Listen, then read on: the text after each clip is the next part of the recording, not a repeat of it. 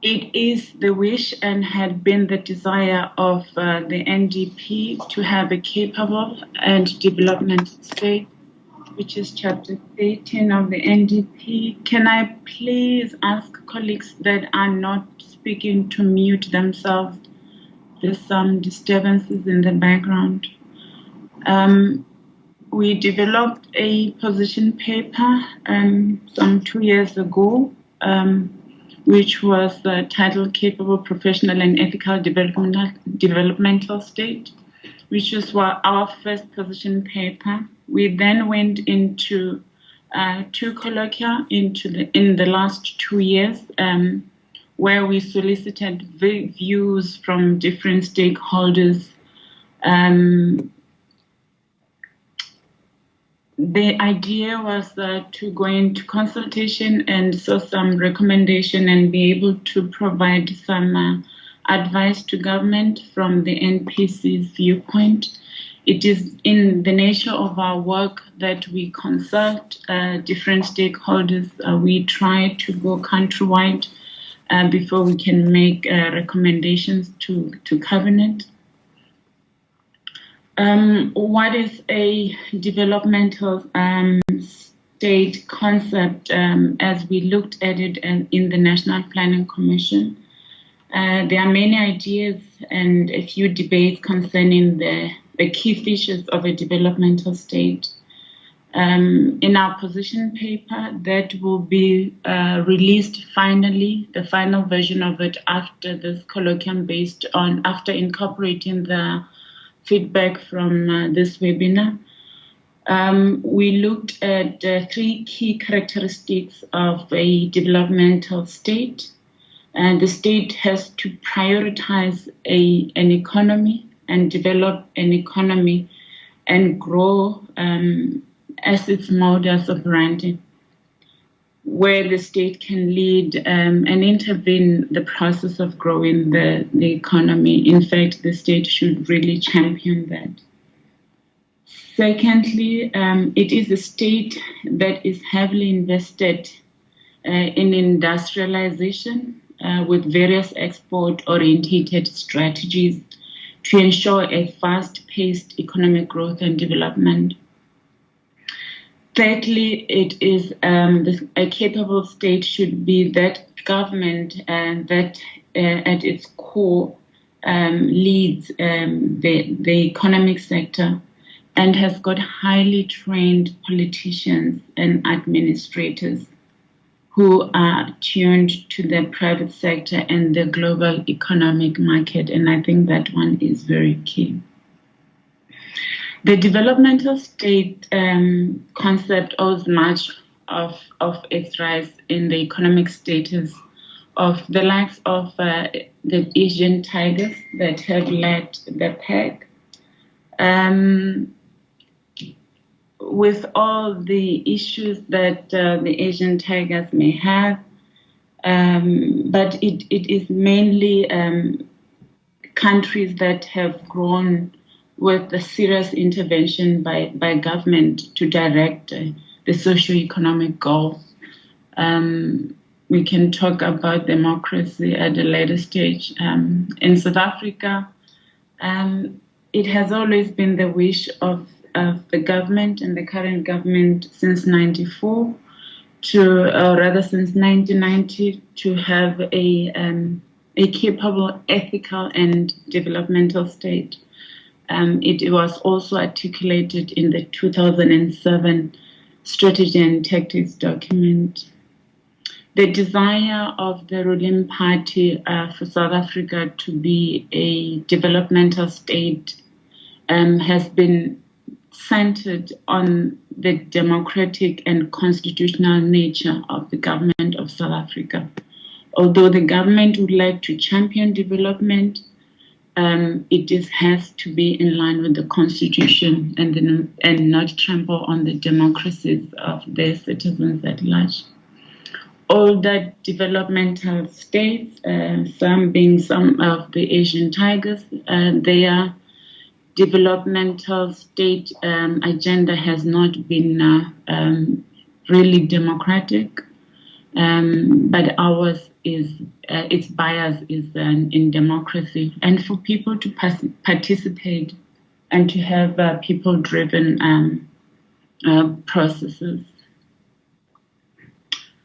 In line of the NDP, which stipulates that a developmental state builds and has to build the capabilities of people, and for people to be able to improve their lives in order to redress and intervene in the historical inequalities.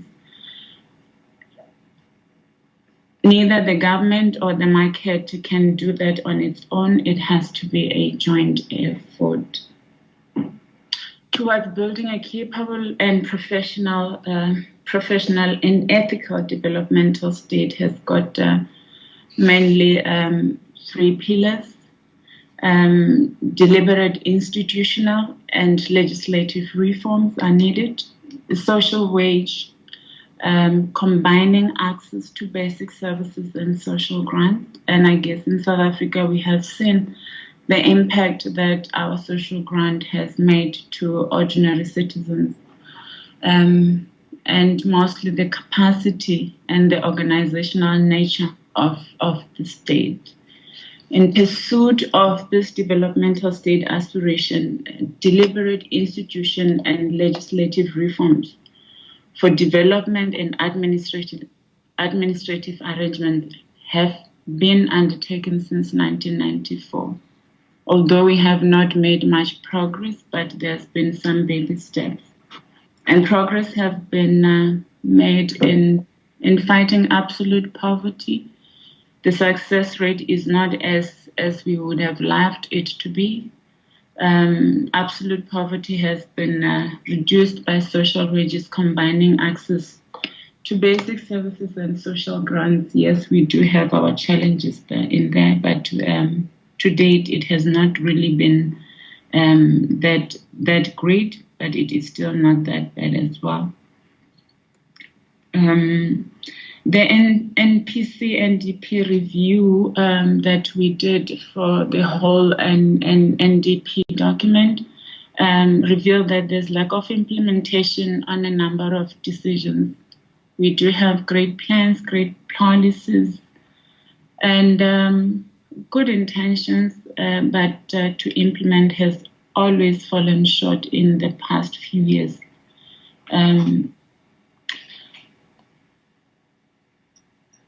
The decisions made by the state over time have not really been implemented. We need a state that is capable. We need a state that is better organized. And more importantly, we need a professional public service. Our institutions that are dealing with issues and interfacing with people and politicians really need to be rearranged, and one of the recommendations that we have made, or rather as per the NDP, was to have the head of public service or an administrative head of state. The idea was to remove and to separate the political principles from technocrats or from administration, so that the runnings of the state are independent of political tenure. Of course, as I've already said in the previous slide, the limitations remain implementation. We have not really focused on developing human capital, and that's something that we need to look at. The social and economic policies need to be revisited, and planning and processes that are delinked from political tenure. And we need to work at the interface between 3 spheres. We are a government that works, or a state that is so fragmented. And we have weak levels of coordination. So there's the need to have that coordination across departments and between levels of government regarding policy developments and implementation, because we do have sometimes parallel malfunctions, and therefore it hampers the progress. The NDP has provided a comprehensive broad plan that has not been translated into operational plan to enable implementation by all parties involved, both the state and the private sector, and to a certain extent the citizens at large. There has been evidence of lack of compliance and malfeasance or the abuse of supply chain, which we have seen. Accountability has not really been our strongest point. There is literally lack of consequence management. And you see it in examples of those that are found to be wanting or have been part of a malfeasance continue to even go and occupy positions in other spheres of government or SOEs.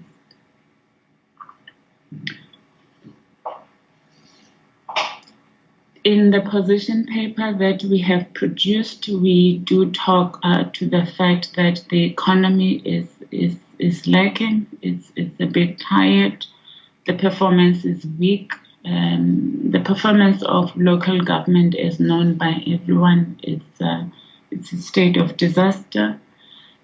Together with our SOEs, which have not lived up to its mandate, its developmental mandate. Instead, they have tended to take more from the fiscal. In order to make South Africa an effective, capable, ethical, developmental state, we have identified the three main areas. We need an active overhaul of our auditing process and the state machinery. We have found that we have really adopted and inherited systems that we have not thoroughly revisited. The systems mainly seem to look to be more tick box or compliance heavy rather than impact driven, and therefore they are, some of those are not really addressing the issues. Colleagues, I'm sorry, Commissioner, to disturb you, but colleagues, can we please mute? Can we please mute? There are people who have not muted, and I wouldn't like to start calling them by name, but I assume that they can. And now that I've mentioned that on my screen here, I can see who was not muted. So if at all, every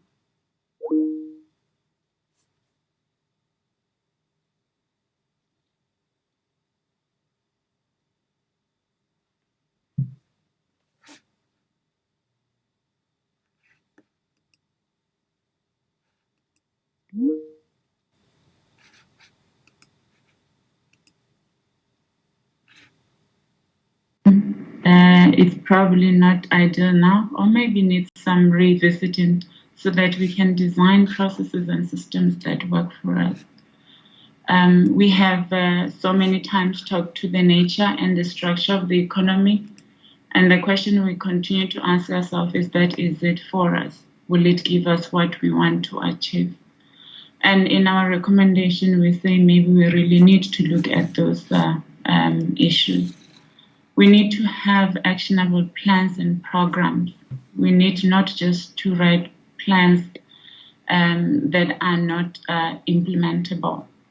We need to work hard at promoting an ethical behavior and professionalism within our public sector, as it is very clear that currently the state or the public sector is really the anchor of our development, and it is empirical that we empower our public servants.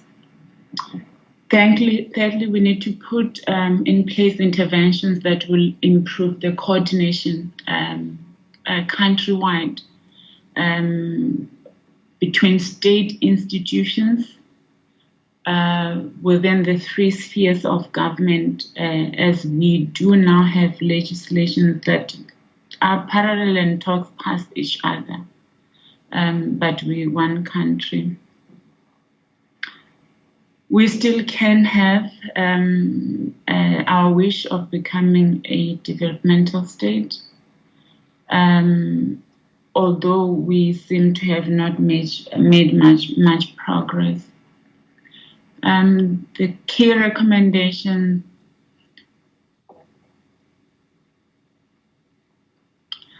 for this, a capable developmental state to be realized, and I will rephrase it, a capable ethical developmental state to be realized, we need to have a public administration that is more than just compliance driven and heavy, but a one that is interventionist and very innovative and be agile to respond to the needs of the people and not just have a tick box. We need to work hard at having a participatory government and encourage active citizenry. Those are as per the requirements or the priorities of Chapter 13 of the NDP. Unfortunately, we have not really made much progress on Chapter 13 of the NDP. And it is therefore you continue to see the emphasis on the original priorities and goals of the NDP. These were feedback from stakeholders and the engagement that we had in the last 2-3 years. And this is what we took out from the participants. We need strong leadership that is decisive. Where there's a need, we need decentralization. And we have seen that in a few of our engagements that we undertook, where the ordinary people on the ground are saying our hands are tied because everything is running from national government, and therefore we are not empowered to partake in making decisions that will improve our well-being as communities, especially those in the rural areas. One more important aspect of our recommendation is the stabilization of the political administrative interface. And that really talks to establishing the office of the head of public administration in order to separate the political administration or the executive from the technocrats or administration per se. Because government still needs to run and deliver on its mandates beyond political tenure. What we also found out in our work was that it is important that the conditions of service of DGs and heads of departments are dealt with decisively, because where you have head of departments and DGs change as ministers change or as political heads change, it has shown to have created a lot of instability. And those departments and sections of the state, being even SOCs that have had stability in their leadership in the form of CEs and DGs, show some level of stability and a bit of progress. But unfortunately, majority there has been a revolving door kind of. So we've had situations where our DGs and head of departments really don't last long, and there's a need to look at extending the tenure of DGs, and that they should not be changed as we change ministers or change premiers or change executive heads. We need to continue to make public service attractive, and that, like it happens in most countries, that our job seekers should find the need and look forward to being proud public servants. There has been some development. Professor Ncaweni will talk to those. And I am happy as the commissioner that my term, as it ends, at least there is a framework out there for consultation. It's one important step, to professionalizing a public service.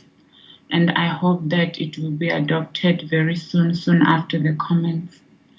It is important that the work of the National School of Government is magnified and it is made key because that's our entity that we have as a state to be able to train and always look at what is relevant and equip our public service.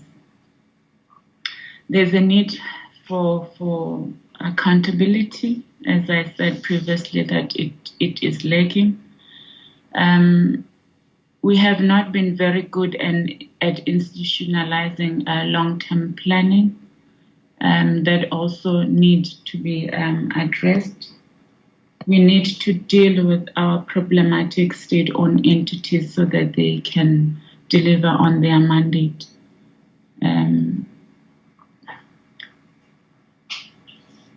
It is known that economic growth and job creation are key enablers to a developing developmental state. The NDP has advocated and is advocating for a commitment to a social compact so that we can build a capable nation and construct an economy through shared responsibilities and so that we can have a decent life for all.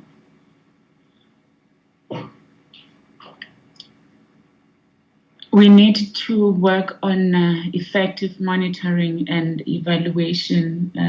Our work has shown that it is an area that really needs improvement throughout the state, and this is one of the recommendations that we have lifted as well. We need to build strong institutions. In short, we need to have a capable citizenry. We need to have an active citizenry. We need to have a professional public service. Strong leadership and decisive leadership is important for us to have an effective government.